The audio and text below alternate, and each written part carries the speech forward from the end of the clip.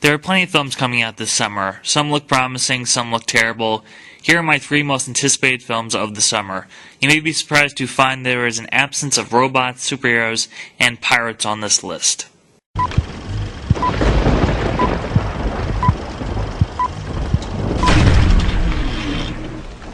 Number 3, Cowboys and Aliens.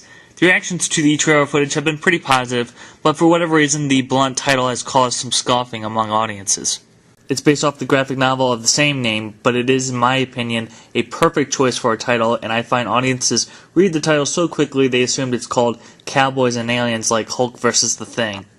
This is what separates the casual moviegoers that like to support the already established and tired-out franchises from the movie fans who love the idea of combining 2 genres, sci-fi and western, one of which we don't see enough of in films, into one movie.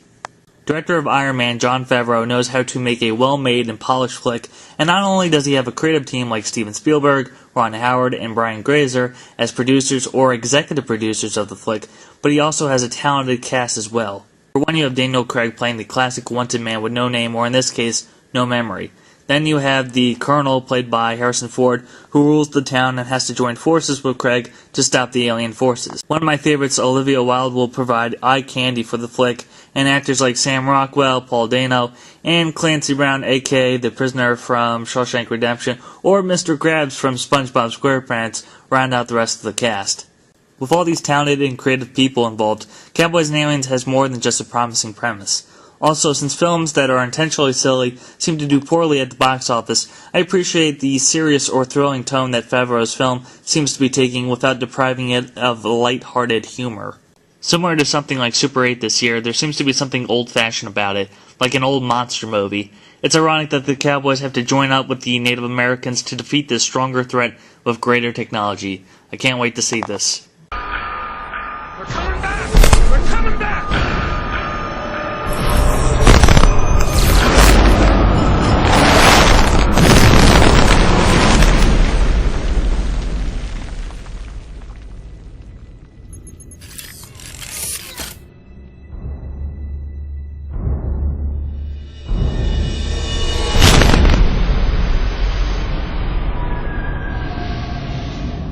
Number 2, Harry Potter and the Deathly Hallows Part 2.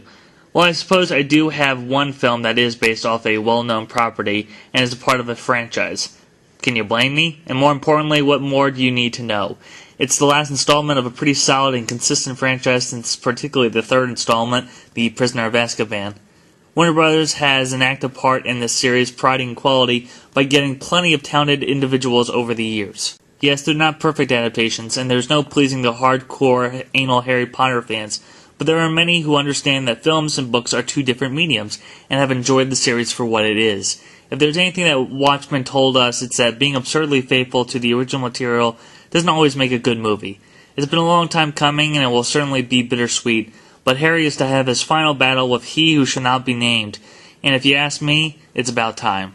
Only I can live forever.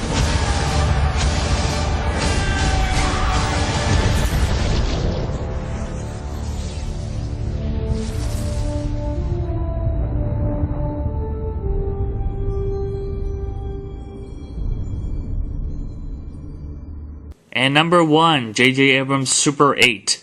Director of such films as Mission Impossible 3 and Star Trek, and is the creative and marketing mind behind television shows like Alias, Lost, and films like Cloverfield, J.J. Abrams is looked at as a young Steven Spielberg. How fitting that he is the director of Super 8, a film that appears to be an homage to Spielberg's films of the 70s and 80s, such as Close Encounters of the Third Kind and E.T. The film is even produced by Spielberg and his production company, Ablin Entertainment, that started in 1981. I won't go much into the film's plot because, well, not much is known. All I will say is that the film takes place in the summer of 1979, where a group of teenagers in a small Ohio town witness a crash while making a Super 8 movie and soon suspect that it was not an accident.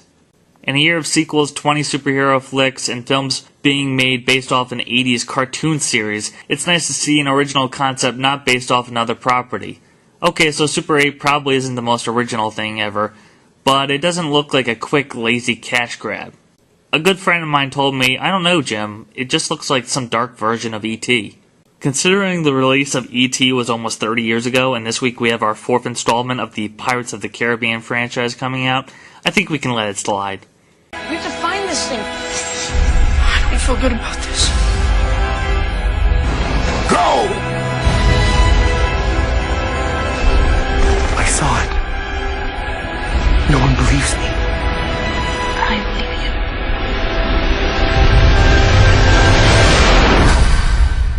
What the hell? So there you have it. Those are my 3 most anticipated films of the summer. Just to repeat, number 3, Cowboys and Aliens, number 2, Harry Potter and the Deathly Hallows Part 2, and number 1, Super 8. There's a lot of other promising films that I'm looking forward to seeing. X-Men First Class looks like it could potentially get the X-Men series back on the right track after so many years of 20th Century Fox ramming it into the ground. DreamWorks doesn't have the best history of animated sequels, with Kung Fu Panda 2 coming out, and despite the consistency of Pixar, a Cars 2 sequel is a bit of a head-scratcher.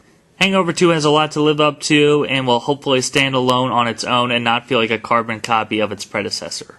And with Warner Brothers trying to give other superheroes besides Superman and Batman a shot, the question remains, will Green Lantern be a disaster? Leader Captain America will be the next Avenger after Thor to step up to the big screen, and just like X-Men First Class, this also takes place during a great moment in America's history. However, I wonder if young audiences will feel alienated or uninterested. And what is there to make of Transformers 3 Dark of the Moon? The last installment, Revenge of the Fallen, was one of the most painful theater experiences in my opinion, and was Hollywood at its worst. And yet I really dug the footage I saw for the latest trailer. Hey, as long as the twins are absent, it can't be worse. Please don't prove me wrong, Michael Bay. And hey, if that isn't enough sequels, prequels, or remakes for you, we have plenty more in August, like Spy Kids 4, Final Destination 5, Rise of the Planet of the Apes, and Conan the Barbarian. You know, without the novelty and the fun, nostalgic quality of it. Just a straight-up soulless studio flick. At least that's what it looks like in my opinion. Anyway, what are your 3 most anticipated films this summer? What do you think of mine? What are you looking forward to or not looking forward to? What could be a disappointment? What could be a surprise? Tell me what you think.